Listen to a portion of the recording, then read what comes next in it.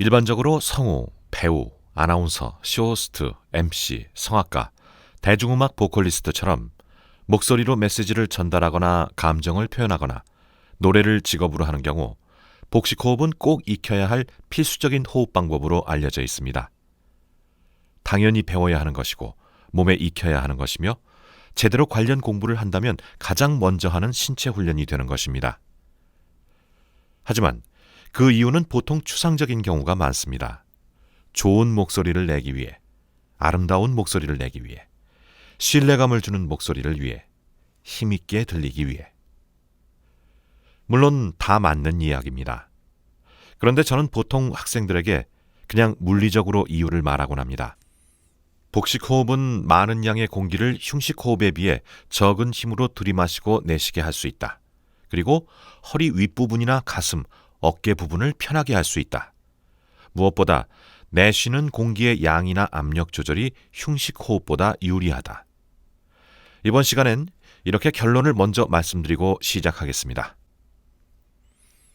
지난 첫 번째 강의에서 호흡은 자동으로 공기가 들어오거나 나가는 것이 아닌 몸의 근육을 써서, 즉 힘을 써서 흉곽을 확장시키므로 흉곽의 기압이 낮아져 대기압의 힘으로 공기가 들어오는 것이라 이야기했습니다. 말이 길지만 이해하죠? 중요한 것은 힘을 쓴다는 것입니다. 힘을 쓴다는 것은 작은 힘이든 큰 힘이든 내 몸의 근육을 수축시킨다는 것이죠. 물론 이게 꼭 의식적으로만 이루어지는 것은 아닙니다. 일상적인 호흡은 무의식적으로 이루어지고 있고 그래서 잠잘 때도 호흡이 가능한 거죠. 들이마실 때 쓰는 근육을 흡기근, 내쉴 때 쓰는 근육을 호기근이라 하는데 우리 몸의 가슴 부분을 확장시킬 때 사용하는 근육은, 다시 말해 흡기근은 지난 시간에 말씀드린 것처럼 여러 군데에 있습니다. 잠깐 복습해 볼까요? 우선 꼭 이해해야 할 점은 우리의 갈비뼈가 완전히 딱딱해서 그 모양이 항상 그대로 유지되는 것이 아니라는 겁니다. 갈비뼈는 휘어집니다. 모양이 변형될 수 있습니다. 그리고 이런 갈비뼈들의 모임인 갈비짝, 즉 흉곽 자체도 항상 그 모양 그대로가 아니라 변형될 수 있습니다. 물론 그렇다고 90도로 휘어질 정도는 아니고요. 전체적으로 볼 때 좌우, 앞뒤로 사이즈가 변하거나 조금 이그러지는 정도입니다. 갈비뼈 사이에 들어있는 늑간근, 즉 우리가 갈비집에서 맛있게 먹는 갈비살은 주로 갈비뼈 사이를 좁히는 데 사용됩니다. 그럼 갈비뼈 사이를 좁히니까 전체적인 갈비짝 사이즈가 줄어드니 호기근이 되겠죠? 하지만 갈비뼈들이 위로 올라가면서 좁아지면 흡기근으로도 작용합니다. 다음, 양쪽 어깨 끝에 약간 튀어나온 뼈 근처에 엄지손가락을 대고 배꼽 방향으로 손가락 3개를 펼쳐서 가슴에 대보세요. 대충 그 위치쯤에 소흉근이 있습니다. 소흉근에 힘을 쓰면 가슴 윗부분의 갈비뼈가 앞으로 나오면서 위로 올라갑니다. 그 부위에 신경을 쓰면서 한번 숨을 쉬어보세요. 들이마시고 내쉬고, 들이마시고 내쉬고, 들이마시고 내쉬고. 손가락에 뭔가 움직임이 느껴지나요? 하지만 그것이 소흉근의 작용 때문은 아닐지도 모릅니다. 소흉근 위에 더 큰 근육이 덮여 있거든요. 바로 대흉근입니다. 대흉근은 소흉근 위에 가슴 전체에 위치해 있는데 이름처럼 더 커서 많은 공기를 들이마시게 해줍니다. 자, 가슴에 손을 대고 부풀린다 생각하면서 숨을 쉬어보세요. 여기저기 가슴이 전체적으로 부풀고 살짝 위로 올라가나요? 자, 손바닥으로 한번 만져보면서 해보세요. 들이마시고 내쉬고. 다음, 양팔로 팔짱을 끼듯이 양옆에 겨드랑이에 껴서 옆구리 살을 만져봅시다. 숨을 들이마시면 이 옆에 갈비뼈들이 벌어지며 위로 올라가는 것이 느껴지죠? 자, 들이마시고 내쉬고 들이마시고 내쉬고.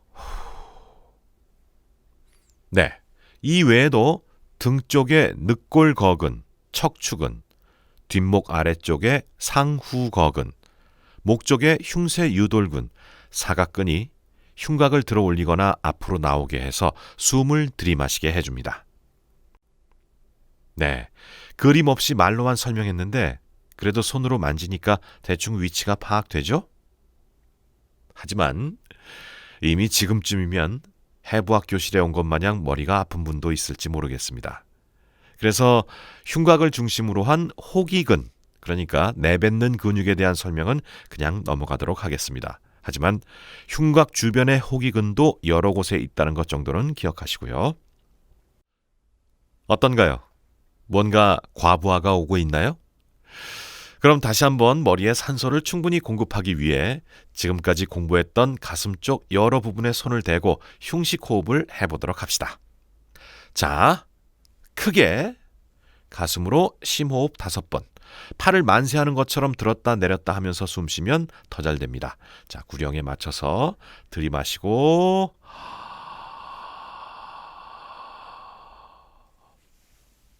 끝까지 최대한 내쉬고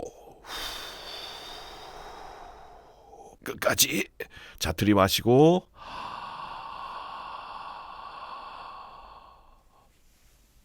내쉬고 팔을 들면서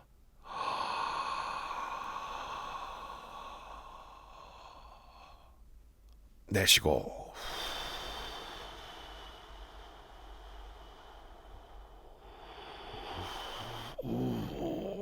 끝까지 들이마시고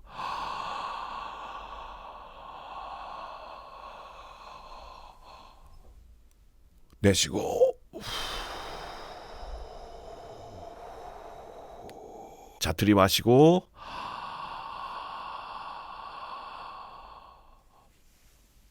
내쉬고.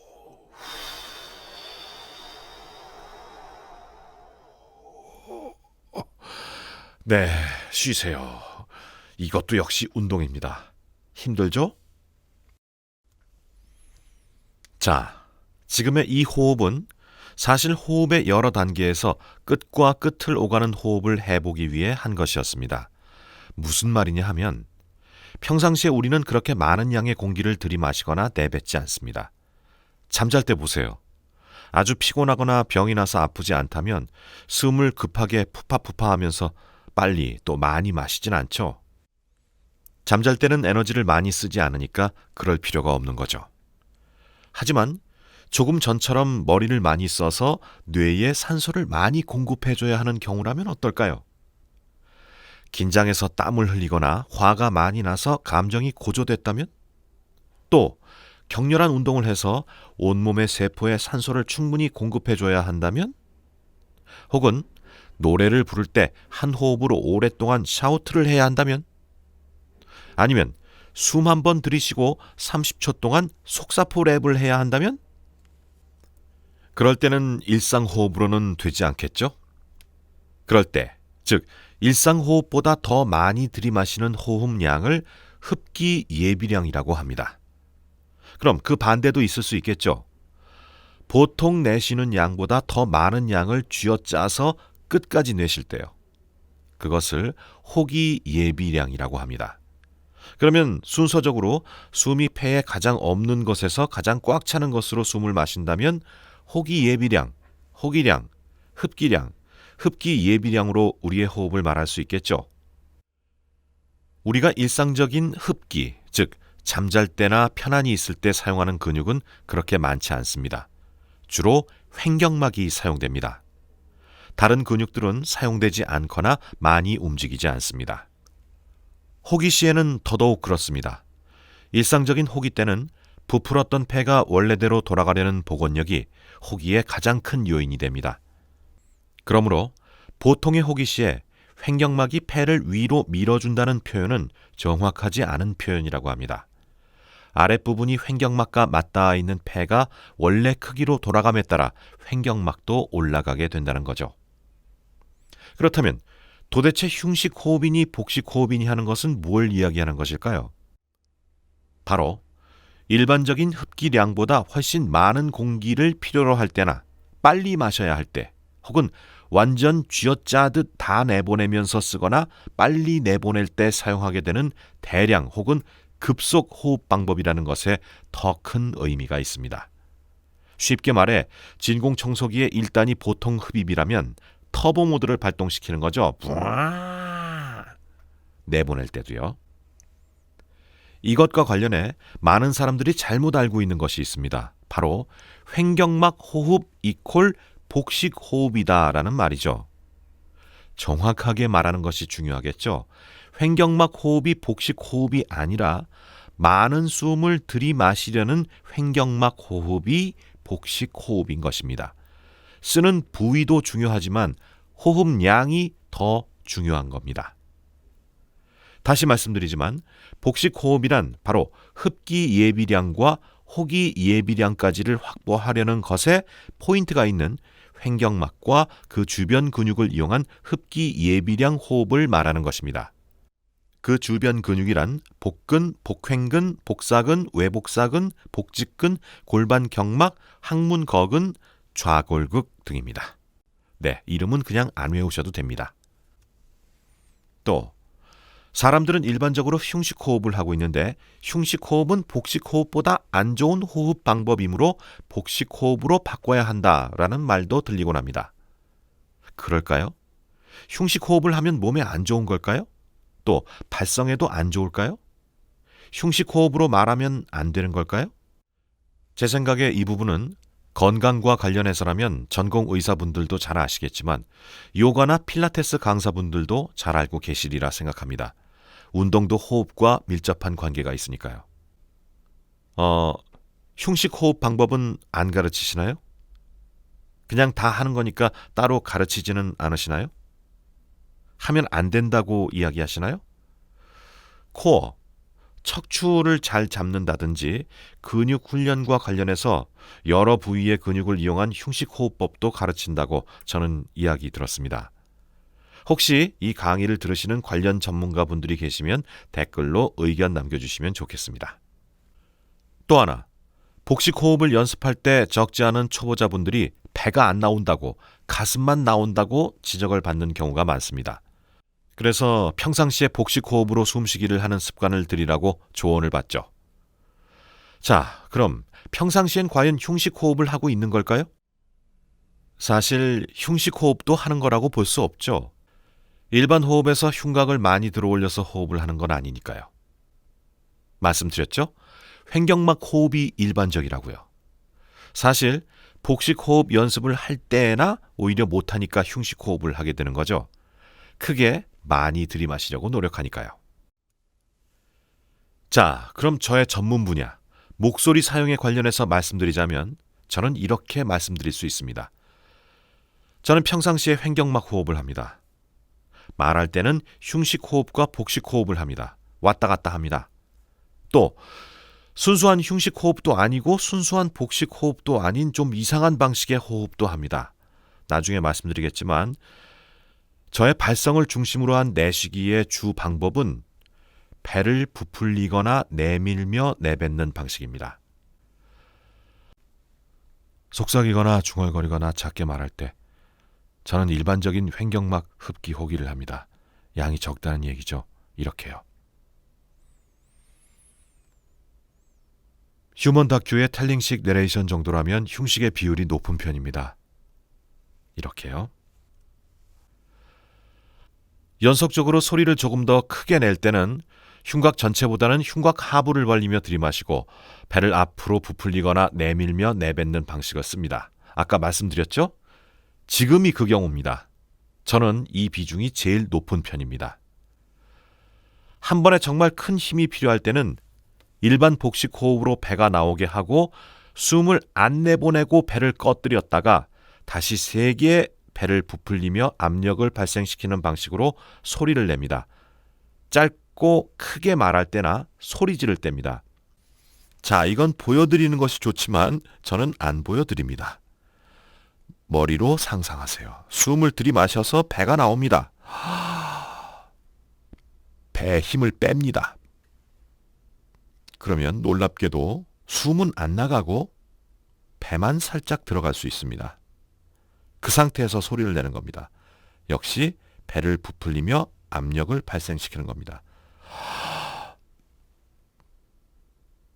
짧고 크게 말할 때나 소리 지를 때입니다. 자, 놀라셨을지도 모르지만 이번에 조금 더 큰 소리를 내보겠습니다. 마이크에서 떨어져서요. 이어폰을 빼시거나 볼륨을 많이 줄이세요. 자, 5, 넷, 셋, 둘, 하나. 빠빠빵! 빵! 빵! 자, 뭔가 헛갈릴 수도 있고 무슨 소린지 바로 이해가 안 될 수도 있습니다. 그러면 여러 번 들어보시고요. 다음 시간에 더 들어가 보겠습니다. 오늘은 복식호흡에 대한 주변 얘기만 했으니까 다음 시간엔 발성과 관련한 복식호흡 이야기로 더 들어가 보겠습니다. 자, 오늘 배운 내용 정리해 봅시다. 1. 복식호흡을 하는 이유. 복식호흡은 많은 양의 공기를 흉식호흡에 비해 적은 힘으로 들이마시고 내쉬게 할 수 있다. 그리고 허리 윗부분이나 가슴, 어깨 부분을 편하게 할 수 있다. 무엇보다 내뱉는 공기의 양이나 압력 조절이 흉식호흡보다 유리하다. 2. 흉식호흡에서 흡기, 호기와 관련된 근육은 여러 곳에 있다. 3. 일반적인 호흡에서 주로 사용되는 근육은 횡격막이다. 4. 호흡은 호기 예비량, 호기, 흡기, 흡기 예비량의 구간으로 나눌 수 있다. 5. 횡격막 호흡 이퀄 복식 호흡이다 라는 말은 부위보다는 양의 의미를 둬야 한다. 6. 흉식 호흡이나 복식 호흡은 호기 예비량, 흡기 예비량과 관련된다. 쓰는 근육의 부위보다 더 중요한 것은 더 많이 마시고 더 많이 내쉬기 위해서란 것이다. 7. 목소리 내는 데 있어서 호흡법은 여러 가지다. 단순히 흉식, 복식으로 나뉠 수 없다. 다 잘해야 좋다. 한 문장 요약. 성우라면 성우가 되려면 여러 군데의 근육을 써서 다양하게 흡기, 호기를 하는 것이 중요하지만 발성적 차원에서 볼 때 힘을 잘 쓰기 위해서는 그래도 복식 호흡을 잘 익혀야 한다. 다음 시간에 뵙겠습니다.